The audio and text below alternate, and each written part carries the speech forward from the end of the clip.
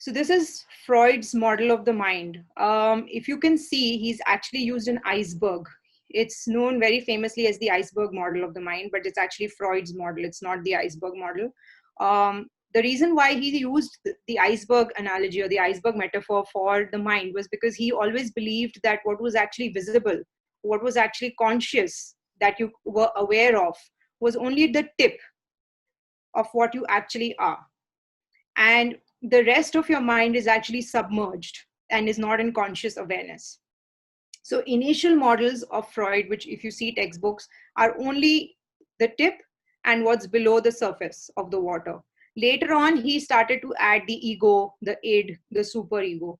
So first I want to go over this part of the model. This is the conscious, which he said that the part of the iceberg that was visible and it was over the surface and it was what you were aware of.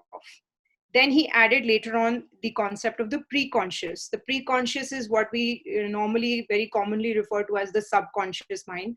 It is subconscious. So that means you're partly aware of it and you're partly unaware of it. This is the part of the mind that sometimes can override and go into the conscious, but most of the time remains below the surface. So it's partly conscious, most of the time unconscious. That's why it's called the preconscious or the subconscious. The rest of the mind, according to Freud, and the one which he was most interested in was the unconscious mind, which was mostly submerged below this surface of water. It was out of awareness. So the water was a metaphor for awareness, actually. And the unconscious mind was out of or below the awareness of the person. This was the initial model. The initial model was just conscious, preconscious, subconscious. Then he added the concepts of the id, the ego, and the superego.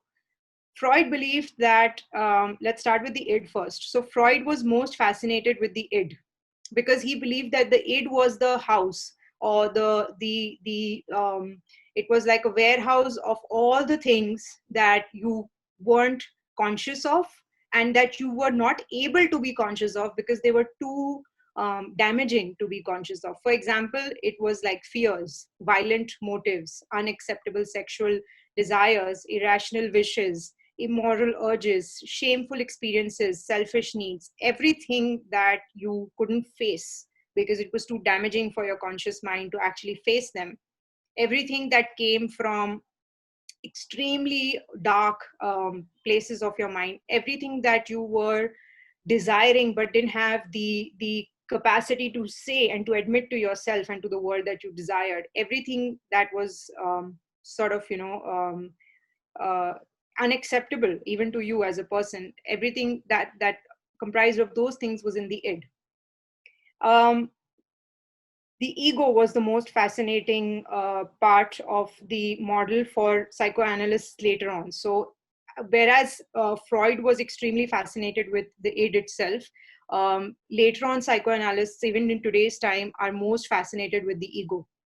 And a lot of psychologists work with the ego, and they say that they do ego work and ego therapy and ego rectification, and these sort of terms are used quite often in psychology.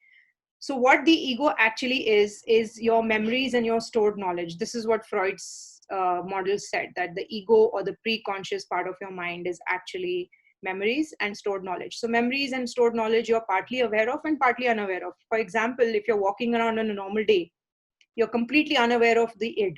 You're completely unaware of these things.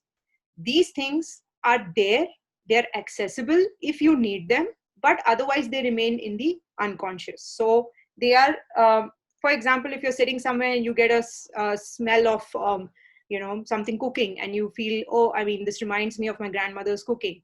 That is actually coming from this. So it's partly in the back of your mind. You're not constantly aware of it, but you can be made aware of it if necessary. So this was what Freud was talking about when he meant ego.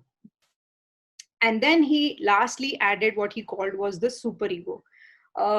The superego basically is a separate part in itself of the mind, but it's also very much to do with the conscious mind. So it's your thoughts and your perceptions and things that you're completely aware of, things that you consciously think of. So if you're thinking about your job, if you're thinking about things that trouble you during the day, those are all coming from your superego. This is what Freud believed. Now, why are the superego and ego different? Um, you have to think of it like the id on one side, the superego on the other side, and the ego in between. So what the id does is, the id tells you, for example, that you have an unacceptable sexual desire. You have a desire to, engage in a sexual encounter with somebody who's out of your reach. For example, that's a family member, or somebody who's not accessible to you in a sexual relationship. The desire arises from the id. You're not aware of it, but you feel it. You're not aware of the conscious thought, but you feel the desire rising. The superego says, no, no, no, no, no, no, this can't be done, this is unacceptable, society will exile you, they'll call you names, this is something which cannot be allowed. That's when the ego steps in, and the ego kind of bridges a sort of compromise between the id and the superego. So the ego says, okay, you know what, we cannot engage in this particular desire because it is unacceptable by society, and I understand you, superego, because you're really really upset by this desire. You cannot accept this happening. So why not we just look for somebody who is acceptable to us, and somebody who can fulfill that desire but is not this person.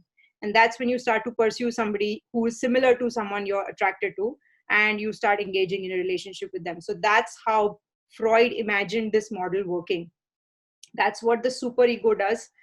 The superego is everything that society dictates, everything that you believe about how you should behave in society, everything that you're conscious of, how you sit, how you work, how you look, your appearance, everything comes from the superego. The id is parts of you that you don't want to face, but they are very much a part of you. They're all the rage, the anger, the desires, everything that you push into the corners of your mind and you try to forget about. And the ego acts as a bridge between the two, and the ego tries to compensate for desires of the id and also the restrictions of the superego to form a way of you to behave that would be acceptable in society and would also take care of the desires of the id. This is Freud's model.